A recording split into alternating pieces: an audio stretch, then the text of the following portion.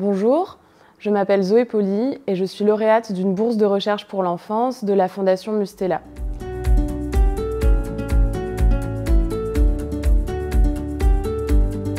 Diplômée d'un master études de genre à l'Université Lyon 2, je suis actuellement doctorante contractuelle à l'Université Lyon 2 et au LARA.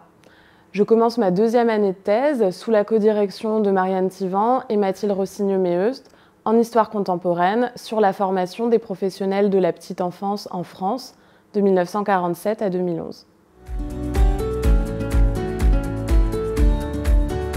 Dans mon travail de thèse, je pose la question de la professionnalisation des métiers du care, précisément dans le champ de la petite enfance.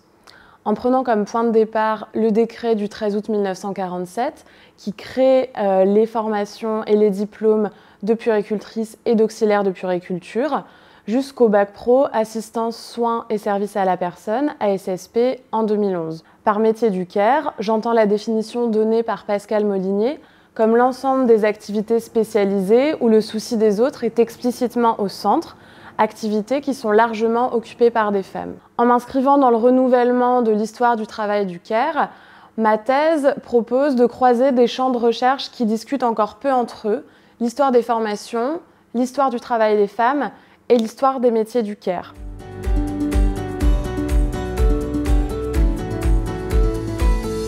L'histoire n'a pas vocation à expliquer les métiers du care aujourd'hui et leurs évolutions, elle n'est pas prédictive. Néanmoins, faire l'histoire de la professionnalisation des soins donnés aux enfants dans une perspective d'histoire du genre permet de prêter attention à ce qui caractérise durablement ces formations construites pour les jeunes femmes des classes populaires, notamment en étant attentive aux dispositions genrées que les élèves endossent, comme la tendresse, le dévouement, l'amour donné aux enfants, l'injonction à la joie à ressentir en exerçant leur métier. En 2019, en France, 99% des auxiliaires de puériculture diplômés sont des femmes. Et dans les dossiers d'élèves que j'étudie, donc depuis 1950, je ne croise que des dossiers de femmes.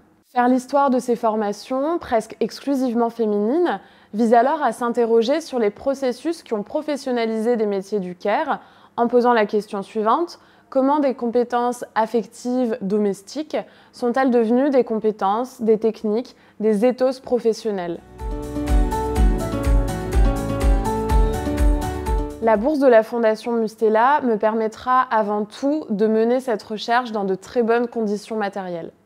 D'abord, en la poursuivant dans 5 centres d'archives départementaux différents et en me permettant de mener à bien une campagne d'entretien et d'aller à la rencontre des anciennes élèves et anciennes formatrices des écoles que j'étudie.